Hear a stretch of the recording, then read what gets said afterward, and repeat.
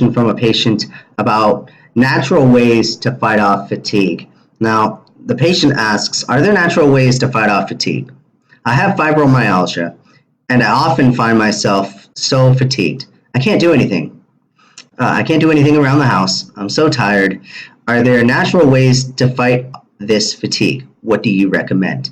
Well, fibromyalgia in and of itself is a musculoskeletal issue that causes pain. So it's a widespread musculoskeletal pain accompanied by fatigue, sleep, memory, and mood issues. So it amplifies painful sensations, and that leads to stress and a whole bunch of other issues. And as I mentioned, fibromyalgia, a part of it is sleep issues and fatigue. So sleep issues are going to increase the fatigue, and the daily fatigue, I mean, there's very little you can do about that aside from taking whatever your primary care physician tells you you need to be taking. So what I would recommend is you stay on whatever recommendation your PCP has you on, or your GP, and then use that in conjunction with a few lifestyle changes and some natural remedies. So let's dive into this. So the first thing you need to do is address your diet. And this, I think, is so important because I tell patients all the time who are in pain or overweight or in situations like this that your diet is everything. What you need to function at your best comes from what you eat.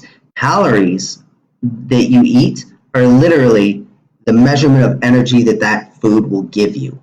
Now, what you need to do is you need to be eating your fruits, you need to be eating your vegetables, and you need to be eating a balanced diet from the food pyramid. Now, the food pyramid is a whole thing in and of itself that is not always as accurate as it should be.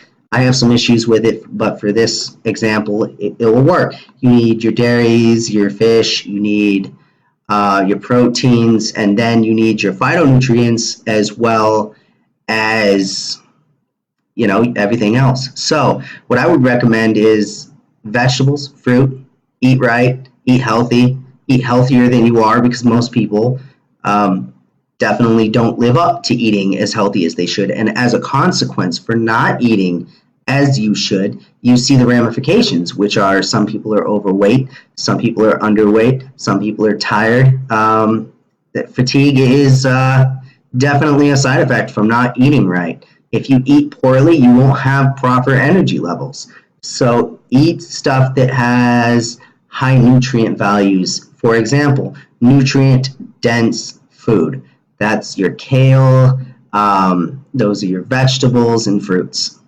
Those are really good for you, and those are things that most adults try to avoid for some reason or other. So if you're eating right, you're getting all the vitamins and minerals that your body needs to perform the best that it can given the situation. Another thing you can do is take vitamins. Since diet is so bad among the general populace, vitamins become somewhat vital in that role. So you kind of fill in the gap, because what you don't get from your nutritional side, you can get as a supplement, oral supplement or injection, depending on what type of vitamins or supplements you want to take. You can get a B12 injection, although I wouldn't necessarily recommend it unless your B12 levels are clinically low. I would recommend, however, going out, getting some exercise, getting some exposure to the sun, because getting the sun will get you vitamin D. And a lot of people, they stay inside, they work inside, and they don't get much sun, and as a consequence, fatigue. There's just not enough vitamin D. And some people, what I would recommend is getting a full panel blood test done. If you can afford it and if it's covered by your insurance, and it should be, then you can have your PCP look over that, see if you're deficient in any of your vitamins. I found out through routine blood work that I do on myself, I usually get a routine full panel blood screen about every year or so to see where my levels are. And I noticed that one year my D3 levels were clinically low, which had a lot to do with the extreme fatigue that I was feeling at that time. So vitamins are important. There's one called ashwagandha, and of the people who took it, they experienced 28% lower levels of cortisol, and that's a hormone that increases a response to stress. So it helps you fight stress, and that can help fight mental fatigue and help out a little bit. So get out of the house, get some exercise, eat right, go for a walk. You don't need to do anything vigorous. Stay hydrated is another one. You really want to keep up your liquids, especially if your diet is not very good and you're not eating the fruits and vegetables where they contain a decent amount of water. So stay hydrated, that's important. And relax. Reduce as much stress as you can, because as I mentioned, and this goes back to the ashwagandha as well, that would be probably beneficial to at least give it a shot. So reduce stress, stay hydrated, get some sleep.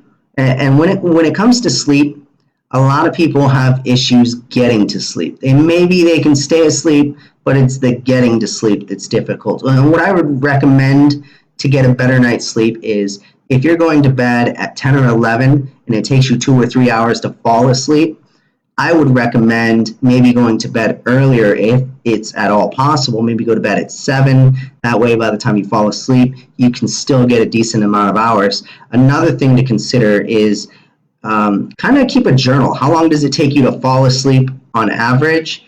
And then what you need to do is say, okay, I need to wake up at, say, 9 in the morning. I know, 9 in the morning, which is using that as a baseline. So if you need to wake up at 9 and you need 8 or 9 hours of sleep, and it takes you, say, an hour to fall asleep, go to bed an hour earlier so that you can allot yourself at least 7 to 8 hours of sleep, because you need 7 or 8 hours of sleep to be a functional human adult.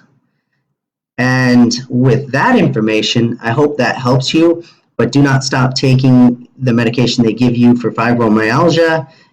Just use these natural remedies and things you could do to help improve your situation the best that you can. But do realize that there is no cure for fibromyalgia, so all we can do is lessen the impact of this disorder. So I hope you have a good day, and I hope you learned something.